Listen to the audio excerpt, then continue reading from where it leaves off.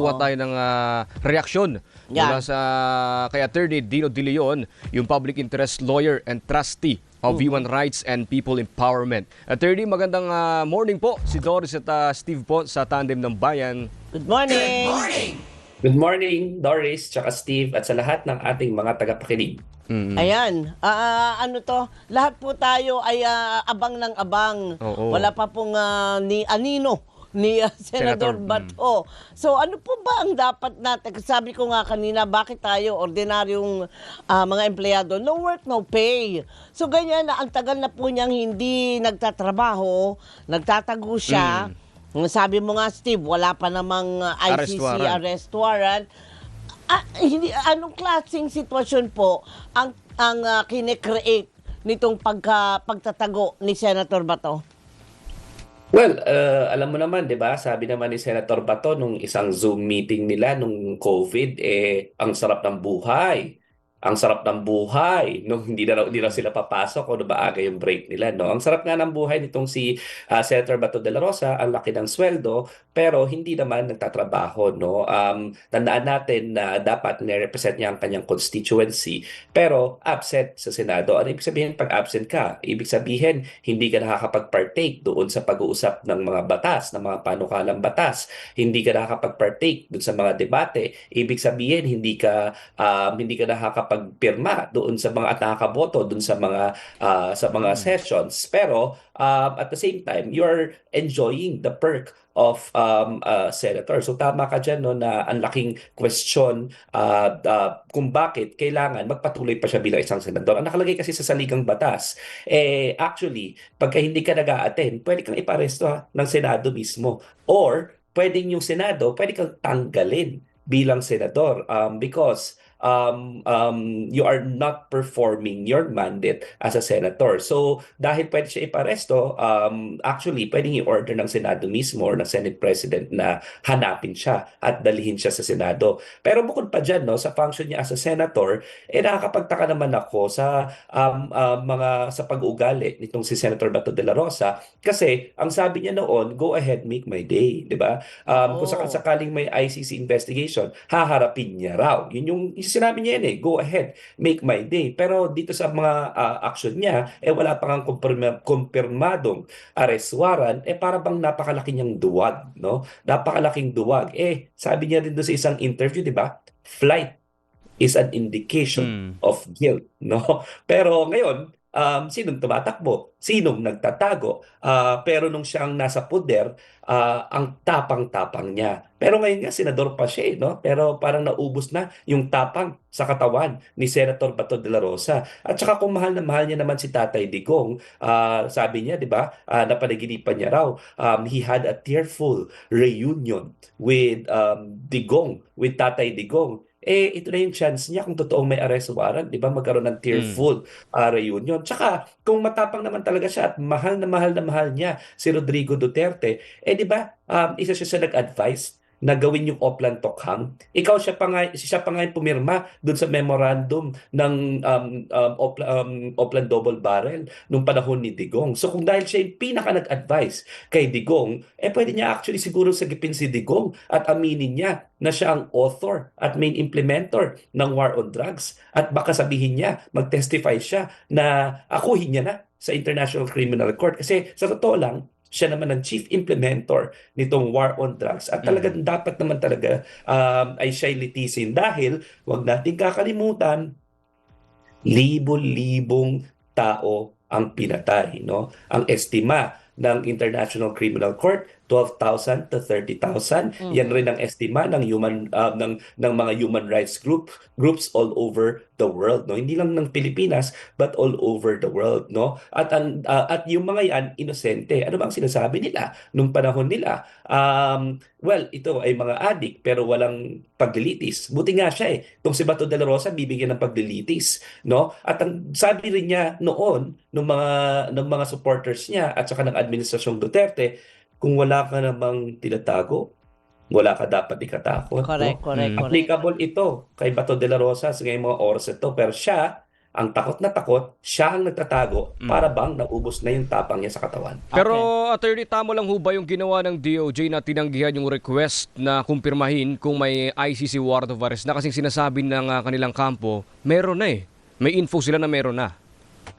Well, tinanggihan siya kasi, 'di ba? Wala pa eh. Wala pang ang alam ko ang sinabi nga ng DILG, 'di ba? Parang parang wala kami nakikita. There's no confirmation from them. Pero kung tinanggihan siya na i-confirm, 'di ba? Well, it doesn't mean na meron. Ang tanong ba, may nakita na? May nakita ba kayo, kayong mga taga-media? May nailathala ba? 'Di ba? Ang alam lang natin ngayon is word, 'di ba? Word of mouth. Sinabi ni Ombudsman noon, ang alam niya meron. Sabi nung ibang mga private political analysts, parang meron na, no? Ako, hindi ko sasabihin sa inyong nakita ko na, 'di ba? Pero sa akin lang, harapin niya kung meron man. Pero senador siya eh. Mag-privilege speech siya doon sa Senado. 'Di ba? Sabihin niya siguro, may forum siya eh, kung bakit siya inosente. At saka, ayusin niya yung depensa niya. Paglilitis pa lang po ito ha. Paglilitis pa lang po ito at sa kanya po mismo nang galing yung sinabi na kung wala siyang tinatago, malakas ang depensa niya, tama yung ginawa niya, i-offer niya yon sa korte. Hindi kung Alright. saan-saan pa. Actually, kasi nawawala na siya ngayon, kaya hindi niya nga masabi yan. Opo. Attorney, tanong naman ako, partner, doon sa Ay, ano yan? oo. Kaliwat ka ng pagsasampahan ng mga kaso. Ang pinakahuli si Leandro Leviste Leviste. ay nagsampa ng kaso laban kay Yusek Claire Castro. Anong take nyo dito, sir? Well, Doris, sa aking palagay, no, in principle, doon lang muna tayo sa prinsipyo at saka ano ang tingin ko sa ang sinasabi ng batas diyan, no. In principle, I think that he is ill-advised dito sa kanyang move na ito. Bakit? Para bang nagmumukhang wala siya ng maturity bilang isang public officer. Kasi alam mo, pag sinasabi mong public official ka, hindi ka dapat onion skin. Hindi dapat manipis ang balat mo. So kung hindi mo kaya, you can't take the heat ng mga sinasabi, get out of public service, no? So para bang lumalabas na napaka-onion skin niya, napaka-sensitibo niya. At sinabi rin mismo ng jurisprudence yan, ha? So when it comes to the rules, sinasabi ko lang yung rules, ha? Hindi ako magde-delve into the merits ng case niya kasi Opo. yung facts nun, it should be the court who should decide that. Pero based on jurisprudence lang, sinabi na ang mga public officers should not be onion skin. Kaya nga, iba yung threshold ng libel when it comes to public officers. Yun yung una. So ibig sabihin, pwede kang i-criticize, pwede kang pag-usapan kung ano-ano pa yung mga yan. No? Yun yung una. Sa akin lang, in principle and in terms of what jurisprudence says, hindi ka dapat onion skin. Yun yung una. Pangalawa, grabe yung double standards kasi nitong si Leviste kung anong tamang gagawin at maling gagawin, di ba? Ang information nanggaling kay Ombudsman Remulla.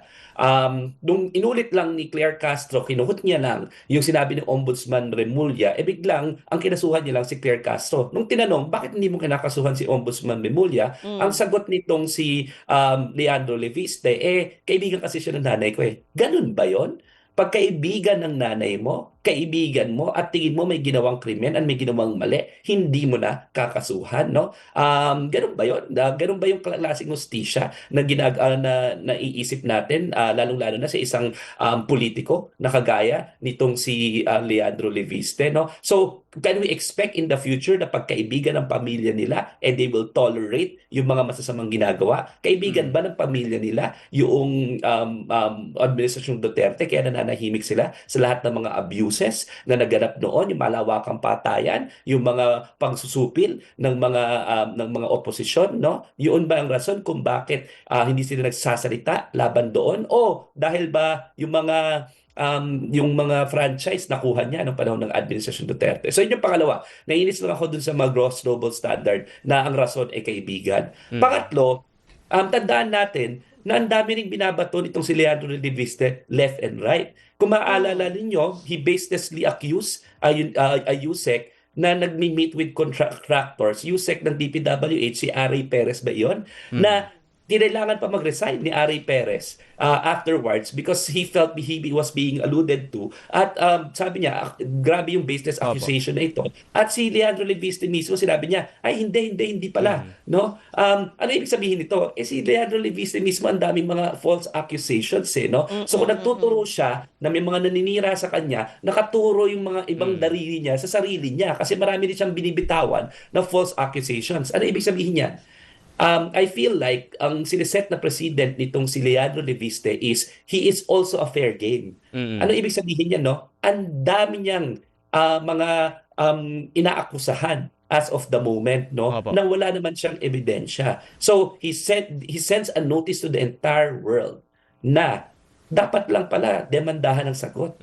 Pero 'Di ba? Ibig sabihin, pwede siyang i-demanda rin sa lahat ng mga akusasyon niya dito sa mga marami mga opisyal, lalo na kung wala naman siyang ino-offer na credible evidence. So, siguro pag-isipan na rin ng mga napakaraming mga tao na inaakusahan niya kung dapat na rin i-demanda itong si Leandro Leviste. Dahil yun rin yung ginawa niya eh. Nung siyang inakusahan, pikon siya. No?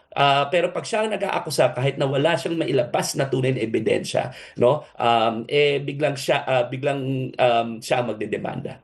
Opo. Doon naman tayo, attorney, sa sinasabi ni Navotas Congressman Toby Chanco na hindi niya raw suportado yung anti-political dynasty bill na isinusulong ngayon ng Kamara. Anong reaksyon niyo dito? Tama lang ho ba yung ginagawa niya?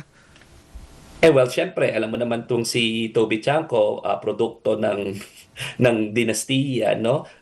Tsaka, di ba command ito ng Constitution? Ang sabi ng Constitution, the state shall, it is an imperative, no? Pass an anti-dynasty bill. Hindi dapat yan kasi optional. Pero 39 years na itong Constitution, wala pang ginagawa yung Kongreso. Tandaan natin itong konstitusyon, itong ating saligang batas, ang pinakamataas na dokumento dito sa ating bansa. At ito nagbibigay ng kapangyarihan sa presidente, sa judiciary, sa legislature, at ito nagsiset ng rules, no? It is the highest expression of the collective sovereign will of the people, of the Filipino people. So, kung sinasabi ni Toby Chanco, ayokong sundin yung saligang batas kahit na nakalagay doon, may ipasa na anti-political dynasty bill at kailangan bigyan ng equal opportunities ang mga tao sa public office, para niyang sinabi na ayaw niyang suportahan yung sovereign collective will ng Filipino people, no? Hindi naman tayo nagsabi nito, Doris, Hindi naman tayo ang nagsabi nito, 'di ba? O si Attorney Dino De Leon ba ang nagsabi nito? Hindi, 'di ba? Ang nagsabi nito, saligang batas. Kaya dapat sundin yan kasama na si Toby Chanco. Correct. So, yung mga pagsunod sa saligang batas, attorney, parang lumalabas ang daming mga kundi man hindi pumapansin, binabaliwala. O, isa na po diyan sa sinasabing pagbabaliwala sa konstitusyon ay ang ginagawa naman ng isang baguhan din na kongresista natin. Sino naman yan? Si Kong Miao. Ano nga Kiko pangalan? Barsaga. Oo, Barsaga. Oo. Ay, suspendido na nga po daw. At baka sakali pang ma-extend yung suspension dahil sunod-sunod kawing-kawing at ano ba yung patong-patong. Ano ibig sabihin? Parang hindi siya natututo? Parang ganyan na nga. Well, Doris tsaka Steve, no, ang problema kasi dito sa mga itong bago, 'di ba? Bago sila, no? Sinasabi nga ano ba 'tong mga bata na ito? Gusto ko lang sabihin na for the record, I don't think si Congressman Miao Miao at saka si Congressman Leviste represent the kind of politics, great politics, good politics that Gen Zs and millennials can put into the table, no? So, unfortunately, ang nagbuka sila kasi puro anti. Ang sabi na nga, 'di ba, para bang papansin. Walang ginawa ko hindi magpapansin, walang ginawa ko hindi antics, walang ginawa ko hindi para bang ginagawang teatro, no? Para lang mailagay sa headlines kahit na kabalbalan yung mga ginagawa, no? So ako, I leave it up to the House and his own party mates, diba, to initiate the cases against Congressman Miao Miao if it is called for, no? Pero kitang-kita naman na para bang ang dami niyang mga kabalbalan na ginagawang teatro, ginagawang antics, ginagawang circus yung Kongreso na hindi naman dapat. Kung hindi uubra yung ethics complaint, ano ba dapat yung gawing hakbang ng Kamara para Ano pa ang pwedeng gawin? Well, kasi kung ako naman, sa totoo lang, ako kasi hindi naman ako onion skin, no? Hindi naman manipis ang aking balat, di ba? Basta hindi siya disruptive, hayaan mo siya kasi supposedly, no, elected siya ng tao. Pero the reason why he was only elected, itong si Leviste, itong si Barsaga, are byproducts of political dynasties, ha? They are the beneficiaries of political dynasties, no? Kaya kung susundin natin yung mga pinagsasabi ni Representative Tiangco na wag natin suportahan yung anti-political dynasty at suwayin natin yung saligang batas, we will have more of byproducts of political dynasties na sila Leandro Leviste at si Congressman Miao Miao, no? Ako kasi naniniwala ako, no, wala namang monopolyo itong mga makapangyarihang pamilya, may impluwensyang pamilya, malaki yung political machinery nila, malaki yung kaperahan nila, no? Sila yung nasa poder, wala na silang monopoly ng governance, no? At bakit ba ayaw nilang pagbigyan yung mga ibang tao, at saka bakit ba dapat sabay-sabay sila sa poder? Hindi naman natin sila pinipigilan na magpunta sa politika, pero bakit dapat sila lahat yung nasa poder, sabay-sabay sila, no? Para bang ginawa nilang family enterprise yung gobyerno, no? So I just want to put that on record. Itong si Barsaga, the only reason why he is there, wala pa naman siya napapatunayan nung siya ay na-elect, pero congressman kaagad, di ba? Both even academically, even based on track record, it's because he is a byproduct of political dynasty, and he enjoyed the awesome influence of his family in the machinery and the resources of his family. At para sa akin, pwede mo rin sabihin na ganyan yung kay Congressman Leviste, na he immensely enjoyed the influence of his family as a Leviste and as a Legarda, and therefore, no, sinasabi nga, nepo baby na naging tagapagmana lamang ng goodwill ng kanilang mga pamilya. O, di wala pong mangyayari sa atin. Paikot-ikot lang, attorney. Kung ganyan, walang reforma, walang pagbabago. Well, ngayon kasi, di ba, nakikita natin this is the perfect window of opportunity. Tandaan natin, ha, and let's remind itong mga politiko na ito, galit po ang taong bayan, ha, ninakawan niyo po kami, pati po yung mga kaperahan namin, di ba, sobra, grabe, every time na lang na bumabaha, yung ordinaryong tao, no, every time na umuulan, babaha yung ordinaryong tao, kakabahan kung yung buhay niya, pagkatapos nun, the next day, 2 days after, hindi pa rin siya makakapasok kasi lilimasin niya yung mga putik doon sa loob ng bahay niya, tapos kayo, ang sasarap ng buhay ninyo, kinuha nyo lang yung pera, tapos kinuha nyo pa yung pera galing sa PhilHealth para magkaroon kayo ng excess funds para magalaw ninyo yung unprogrammed funds. Tapos ang inyong kinompromiso yung healthcare ng tao, hindi lamang yung pera nila, pati yung healthcare na dapat inallocate yan doon sa inallocate yung kaperahan na yan para sa kalusugan supposedly. So galit ang mga tao. Ano ibig sabihin yan, no?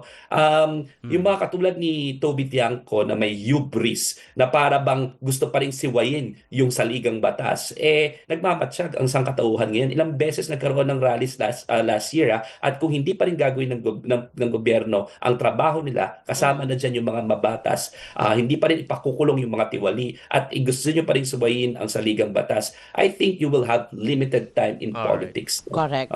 Dapat lamang. Opo. Attorney, maraming salamat po. Thank you po ulit. Thank you, sir. Thank you, Steve, Doris. Thank you po.